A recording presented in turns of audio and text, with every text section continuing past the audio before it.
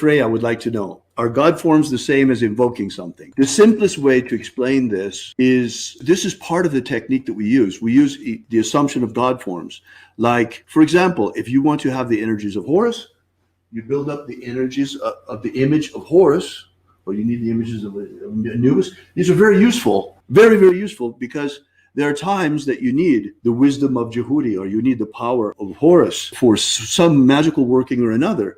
And it's not that you're worshiping these Egyptian gods. That's certainly not why they're here. These statues are here as conduits of spiritual force, of energy. And the whole point of assuming a god form is to bring a special quality of energy into yourself for a particular ritual that you then, at the end of the ritual, take it back off again. So it's not a question of worshiping Egyptian gods or Hebrew angels or anything like this. No, it's a question of technique. It is a spiritual technology. Remember, the Golden Dawn itself is not a religion. The Golden Dawn itself is a set of spiritual technologies. We use things like the assumption of God forms in order to empower ourselves with a certain quality of power or energy that we need for a specific intention. Are God forms the same as invoking something? What do you mean by invocation? That's the big question, because if I may be so bold, I'd say she's probably coming at it from more of a pagan standpoint. We're thinking of like drawing down the moon. Okay, yeah. Is that what you meant? Okay, because look, if you're talking about Golden Dawn invocation, it's one answer, because we use the assumption of God forms as part of a larger invocation. But if you're talking about invocation like in the pagan sense, you may want to take that one instead. Right. Invocation in the pagan sense is completely different. And you should not use pagan methodologies when doing the ceremonial magic.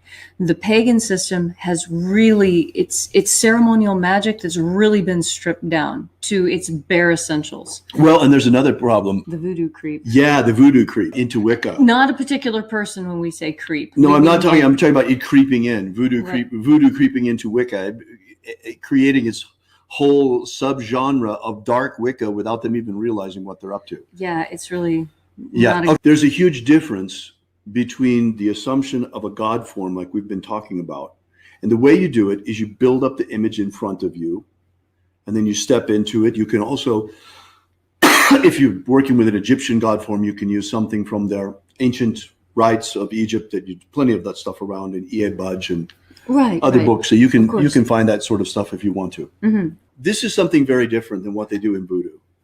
In voodoo, the voodoo practitioners are making themselves passive receptacles to be possessed. It's a form of voluntary possession, and it's extremely dangerous. And I do not recommend that you do it. And it is actually has been in our order prohibited by oath from the very beginning. I promise not to put myself into such a passive or mediumistic state so as to lose my power of will or something like that. And that's exactly what happens to these voodoo practitioners being ridden by the Loa.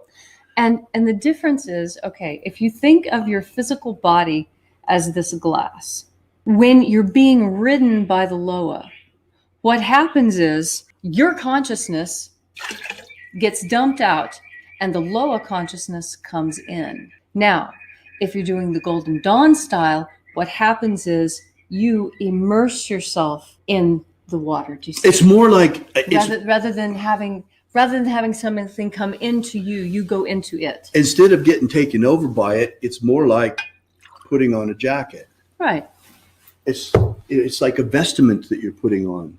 Right. You are investing yourself with the energies of the God form, and afterwards you divest yourself again of the God form.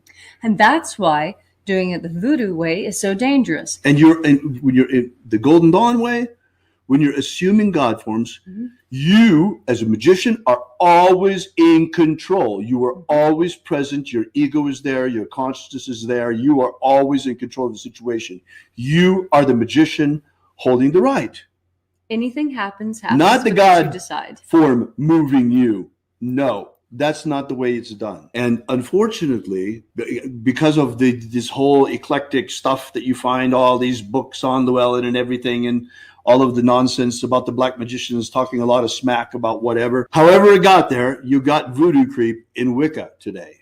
And that in the sense that there are so many covens out there that think drawing down the moon and this investment of the high priest and the priest and the priestess with the divine energies is something that should be like being ridden by the Loa. No, that's not what it is. That's a complete misunderstanding. And I know where it came from. It came from Aleister Crowley. That son of a bee. Again, there you go. I just struck me. It must come from him. That's how I got to Wicca. Because unfortunately, Gerald Gardner, he borrowed a lot of Golden Dawn magic for Wicca, but unfortunately, he didn't get a pure transmission. Right. He got it through Crowley, and Crowley was completely deviant. Doreen Valiente did her best to scrub the Crowley shit stain off of Wicca, and she has done quite a good job of it. So there's not as much of it as there used to be, which is nice. Yeah. So anyway, you don't want to do that. Forget about. You don't want anything to do with voodoo. You don't want anything to do with any sort of Wiccan coven that thinks that drawing down the moon is like being like a voodoo ritual being ridden by the Loa. You want nothing to do with that. These are black magical practices that are extremely dangerous and have absolutely no business in Wicca either. Right, because how many times have you heard of somebody needing to get depossessed? You know, they go to an exorcist because they can't get whatever they invited in out. Right. Just don't invite them in. That's the simple solution. Why do some magical systems assign different directions and god names to the elements? All right. The reason why they do that is based on language. Why do the French say 4, 6, 5 and we say 1, 2, 3, 4, 5? It's linguistically based, and it's also based on the energies of the area. For example, on the East Coast witches, especially ones in Virginia Beach, kind of have a hard time associating water with the West, seeing as how the Atlantic Ocean is to the east of them.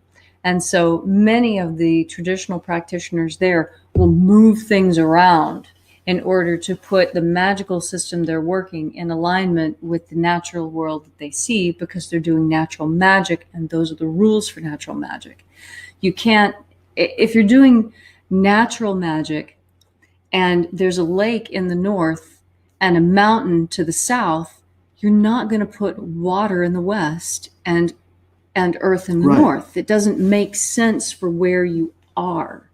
Now, this is how Golden Dawn magic is different, because it's working with different, rather than working with the energies of mountains and rivers and streams and fields, you're working with planets and constellations and elements. And you see how that dislocates you from the physical three-dimensional natural world and puts you at a different level of magical manipulation of natural forces. Exactly.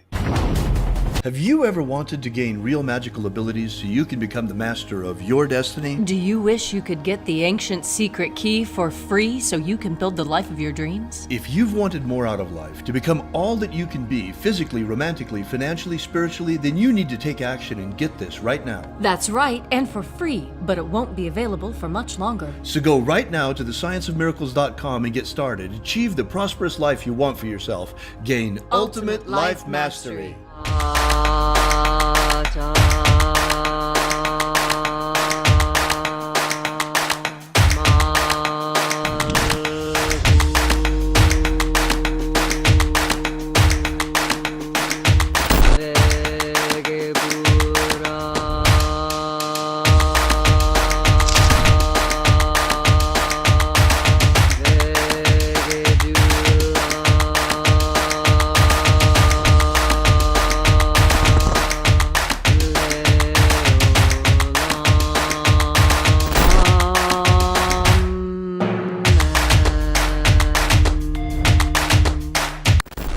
Are you familiar with the Rosicrucian, with what's his name?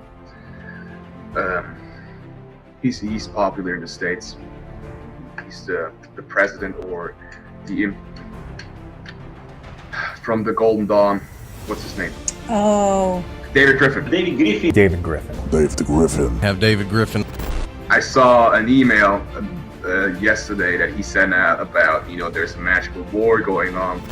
Demons of the infernal realm. There is really a magical work going on. There is a guy called David Griffin who is heading all these magicians. David Griffin is S.L. McGregor Mather's present successor. David Griffin. David Griffin. David Griffin. Dave the Griffin. I'm Golden Dawn Imperator David Griffin. David Griffin. David Griffin. Dave the Griffin. David Griffin. You know, there's a magical war going on. So there is really a magical work going on.